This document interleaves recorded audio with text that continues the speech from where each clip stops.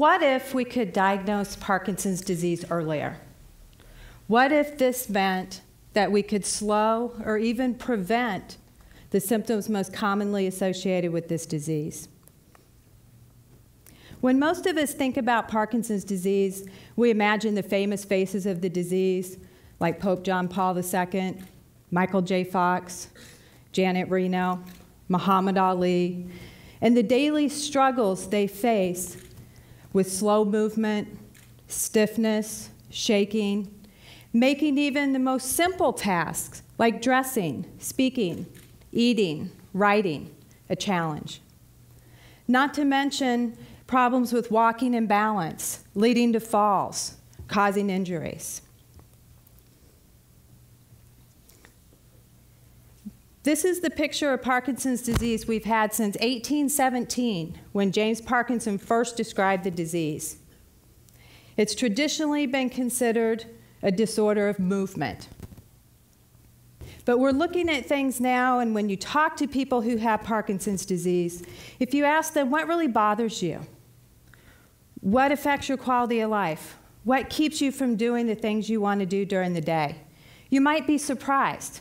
Although we can't disregard the effects on movement, but there may be more to this disorder than just a disorder of movement. For example, if you talk to Bob, Bob takes medications for his Parkinson's disease. They control his symptoms fairly well. He can walk, he can do the things he wants to do throughout the day, his tremor is pretty well controlled, but he can't balance his checkbook. He can't think of the words that he wants to say. He lacks motivation, he can't finish the things he starts. He's had to cut his morning walk short because he's just too tired. He gets dizzy when he stands up from a chair, or sometimes has problems performing sexually. Or we look at Sue. Sue is sad, she cries easily. She's depressed. She's anxious and nervous. She doesn't like to leave the house. She often has a pain in her side because she's constipated. Or she can't sleep at night, and her husband's had to move to another room because she's so disruptive he can't sleep at night. Or take Joe. Joe sometimes has blurry vision or double vision. Makes it hard for him to read. He often has accidents because he can't get to the bathroom in time. He has periods where he's sweating uncontrollably, or he has times when he sees and hears things that really aren't there. All of these examples are all of these symptoms are examples of a completely different aspect of Parkinson's disease, an aspect that often goes ignored. These are the non-motor symptoms of Parkinson's disease. And these non-motor symptoms can be just as disabling, if not more disabling, than the motor symptoms of the disease. And oftentimes, the medications that we use for the motor symptoms, or the treatments that we have for the motor symptoms, they don't help the non-motor symptoms. So what if Parkinson's disease was more than just this motor disorder? What if these non-motor symptoms were really the key to understanding Parkinson's disease? One of the problems that we have is people often don't realize that these symptoms are related to their Parkinson's disease, so they don't tell their doctor. To make things even worse, doctors often don't ask about these symptoms, especially doctors who don't see a lot of Parkinson's disease. So patients often go undiagnosed and untreated, with these non-motor symptoms having a significant impact on their quality of life. To give you an example, in one study, patients were asked to list as many non-motor symptoms that affect them in a week. The average patient listed 11 symptoms. But when you looked at their medical records, only an average of 4 symptoms were recorded.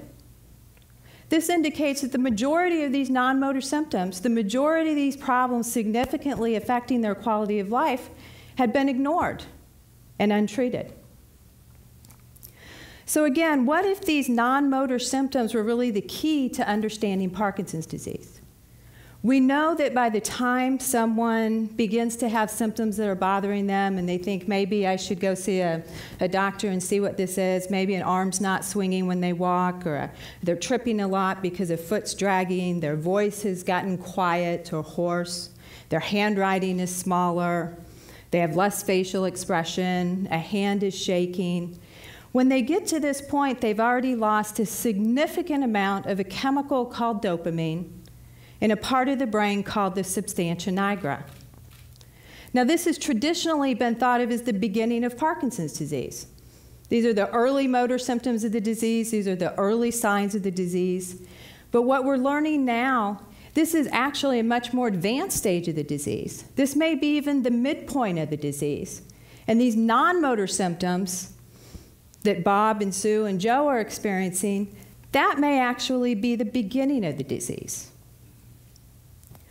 So if these non-motor symptoms are the beginning of the disease, how do we recognize them? How do we decide what non-motor symptoms are the first ones people are experiencing so that we can develop treatments, so that we can diagnose people earlier and hopefully slow or prevent Parkinson's disease before all of these motor symptoms ever occur? Well, we know that people with Parkinson's disease have a reduced sense of smell, or even a complete loss in the sense of smell. Actually, up to 90% of people have this problem. And what's interesting is when you ask them, they often didn't realize it because this has been occurring for years, if not decades, prior to ever being diagnosed with Parkinson's disease. We also know that people with Parkinson's disease are often depressed. And we think, of course, you know, I was just diagnosed with Parkinson's disease. I'm depressed. Well, we believe there's more to this story. We believe that there's chemical changes in the brain that are actually causing people to be depressed. And we find out that depression often precedes a diagnosis of Parkinson's disease by years in many cases. We see the same thing with constipation. A majority of people with Parkinson's disease have constipation. And oftentimes, constipation has been an early symptom well before they were ever diagnosed. We also know sleep disorders are common in Parkinson's disease. And there's one sleep disorder in particular that may be an early symptom of the disease.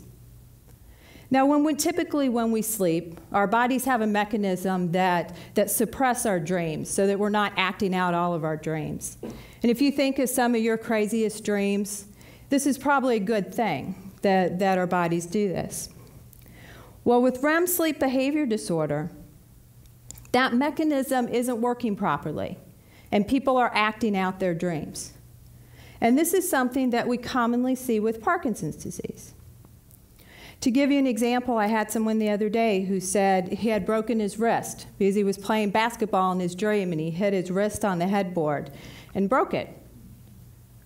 Another woman, she fell out of bed because a snake was chasing her and she was trying to get away from the snake and she fell out of bed. Someone else, he punched his wife in the face. He was dreaming he was having a fight. So you can see how this can really be a problem. And these are just some of the stories that we hear from people who have Parkinson's disease. And in those people, this sleep disorder often occurs well before we ever make a diagnosis of Parkinson's disease. So unfortunately, all of the things I just mentioned, they're pretty common.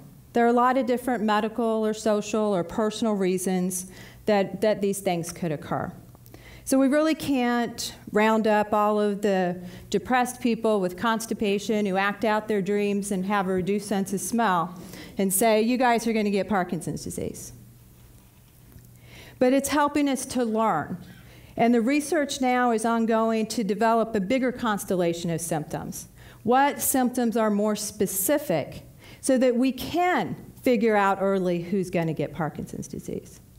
And maybe we can't do this by just looking at these early symptoms, looking at these non-motor symptoms, but we're also looking at other signals, other signs. Maybe something in the blood, maybe something genetic, maybe something that we can see from images of the brain.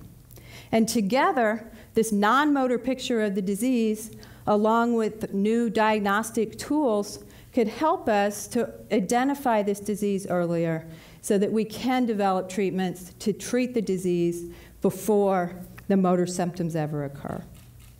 But in the meantime, just the recognition of non-motor symptoms, it's changing the way that physicians treat Parkinson's disease. It's changing the quality of life of people living with Parkinson's disease because these things are now recognized and they're treated. And it's opening doors to new ideas about research, new avenues of research to get us closer to finding the cause and the cure of Parkinson's disease. So if you have Parkinson's disease or a friend or a loved one has Parkinson's disease, make sure that these non-motor symptoms don't go ignored.